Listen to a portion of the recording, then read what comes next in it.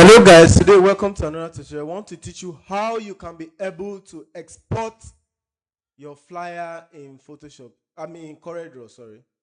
So under CorelDRAW, for instance, you have designed a flyer like this and you want to export this particular flyer. So now you select it. You select it or then group it. Control G. And then come to file here and then click on export. Under export, click on export here. Then you can see different formats of export. Let's see. These are different ways you can export your file. This is the file name for this, the default file. So you can change to any folder. Let's say we want it on desktop and then want to select a folder, or you just want it to appear on desktop. You leave it like this. Then come here, look at the save as option here. Under the save as option, you can see, you click here. There are different save options. These are different save options. Here we have PNG, JPEG, PDF, and TIF, PSD. This is a Photoshop format. That is in any way possible that you can be able to edit this is possible. So thank you. And so let's say we want to do this in PNG.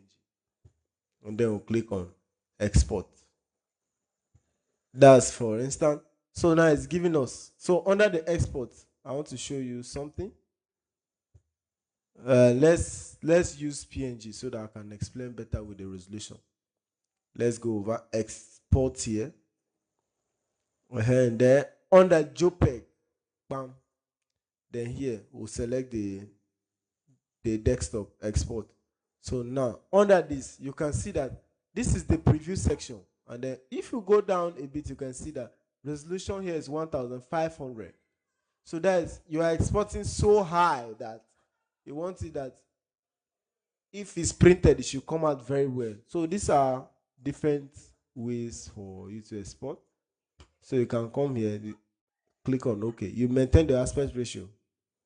Click on OK. So let's wait. Then come to desktop and then we'll see it. Look at it here. So you double click. This is a file we're able to export from here, as you can see. So thank you. Now you can use it, or you can post it on your social media, as the case may be. Thank you, and I hope to see you in our next tutorial.